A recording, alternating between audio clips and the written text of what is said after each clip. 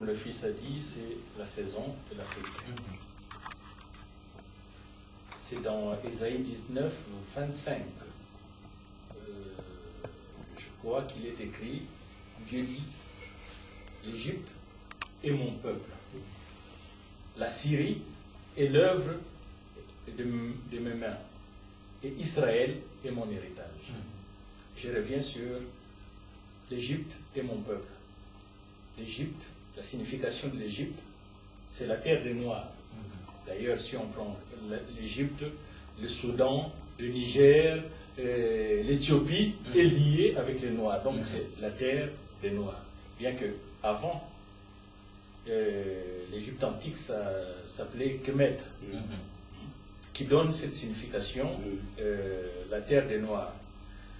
C'est que les Africains, on a souvent dit le monde, surtout les esclavagistes, les colonisateurs, ont toujours ciblé les Africains comme des gens maudits.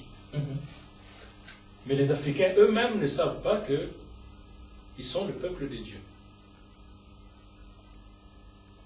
Puisque c'est écrit dans la Bible. Donc on ne peut pas discuter. Il y a une chose qu'on doit savoir. Et d'ailleurs, je suis en train de développer la missiologie libérale euro-panafricaine. Et l'Africain, contrairement à ce qu'on croit, a reçu la connaissance de Dieu avant l'Européen. Lorsque Abraham a quitté son pays, il est allé, il y a eu la famine, et il est allé en Égypte. Avant lui, le nom de Dieu n'était plus prononcé. Mais il va être celui qui ramène à la surface le monothéisme, si on peut dire cela. C'est Abraham qui l'a ramené, il l'a transmis aux Africains. Lorsque l'Européen nous a dit que voilà, c'est l'Européen qui a amené l'évangile en Afrique, mais c'est complètement faux. Puisque déjà nous voyons dans la Bible que l'eunuque éthiopien venait de l'Éthiopie, venait de l'Éthiopie pour aller adorer à Jérusalem. Et à son retour, il s'est converti par le ministère de Philippe. Lorsqu'il est retourné en Éthiopie, et c'est lui qui avait commencé à transmettre ce qu'il avait reçu.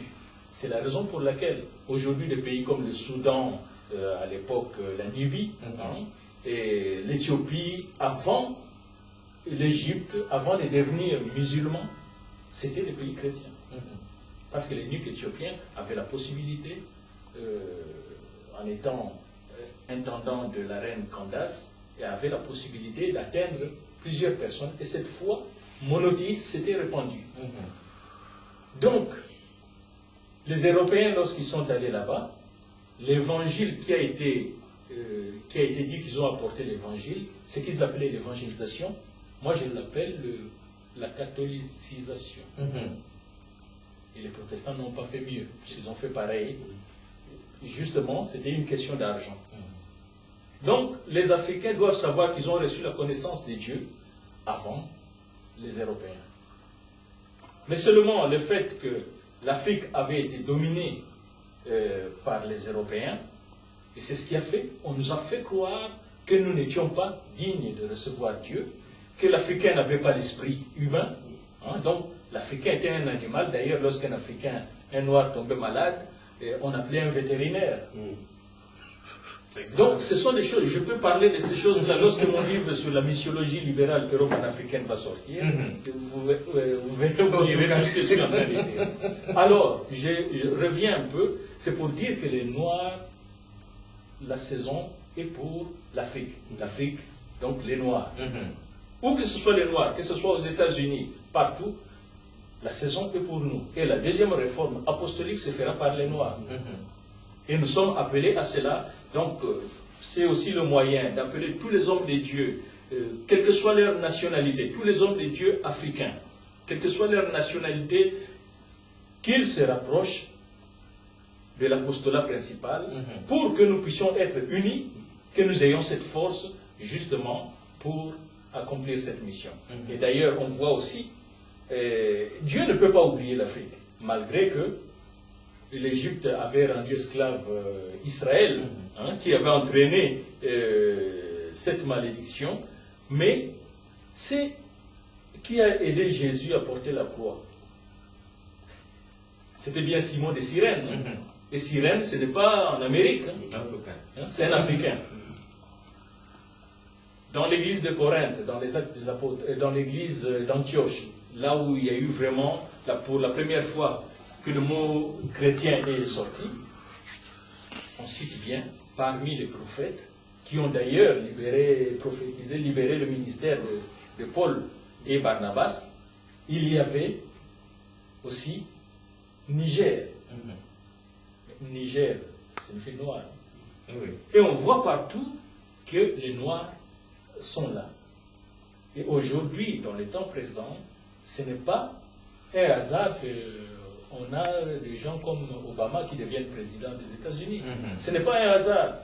Mais avant que lui prenne cette position-là, on a eu, comment celui qui était à l'ONU, Kofi Annan. Mais ce que beaucoup de gens ne connaissent pas est que le pape Jean-Paul II avait un secrétaire particulier qui s'appelait Mutombo. Ah bon?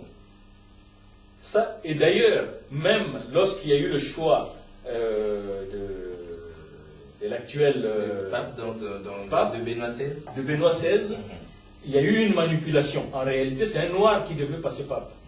Mais puisqu'ils n'ont pas cautionné cela, il y a eu manipulation. Donc nous sommes appelés pour une mission. Les Noirs qui viennent, les Africains qui viennent en Europe, moi je crois qu'il y a une mission. Il y a une grâce qui se fait. Une grâce, Dieu, par n'importe quel moyen, mais ils sont sortis de là-bas, mais pas pour continuer à vivre comme en Afrique, mais justement pour changer de mentalité, parce que nous devons ouvrir les grandes portes. C'est très très bien. Voilà, mesdames et messieurs, nous étions nous-mêmes déjà embarqués, donc emballés, comme qui dirait, en train de prendre des enseignements. Et nous pensons que c'est la même situation avec vous, donc chez vous à la maison, parce que ce que nous avions dit dès le départ était vrai. Nous avons affaire à des poids lourds de la spiritualité, des poids lourds de l'évangile.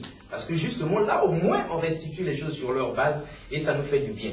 Alors, l'homme de Dieu, on est sur vous. L'Afrique, 50 ans d'indépendance. Les indépendances africaines, il y en a qui pensent que lorsqu'on parle du bilan des indépendances en Afrique, lorsqu'on évoque des choses très très importantes comme ça, la pauvreté de l'Afrique, sa politique, son économie qui va à volo et tout ça, les hommes de Dieu, on ne doit même pas leur poser la question parce qu'ils ne connaissent que la Bible. Est-ce que vous, les hommes de Dieu, vous avez une idée de combien l'Afrique souffre? Merci, mon frère. Il y a une chose que nous devons comprendre. Quand nous parlons des hommes de Dieu, en fait, les hommes de Dieu ne sont pas des incultes. Parce que celui pour qui ils servent n'est pas un inculte. Donc, du coup, c'est la notion même de la représentation qui pose problème. Nous représentons le royaume de Dieu. On ne met pas en poste d'ambassadeur n'importe qui. En tout cas. Donc cela veut dire, lorsqu'une nation met un homme, bon, disons aussi qu'il y a des exceptions parce qu'aujourd'hui, on a vu des gens qui ont été mis en poste d'ambassadeur parce qu'il était cousin mais disons, quand on suit les normes de la diplomatie, même par respect pour le pays dans lequel vous envoyez cet ambassadeur, on ne met pas en poste d'ambassadeur qui que ce soit. Et Paul dit, nous sommes des ambassadeurs de Christ. Donc les hommes de Dieu, en fait, représentent un Dieu omniscient, un Dieu très intelligent, un Dieu très dévoué, un Dieu très capable dans tous les domaines, parce que en fait, tout ce que nous avons, c'est Dieu qui l'a créé. Regardez, ce que nous appelons toutes les politiques économiques,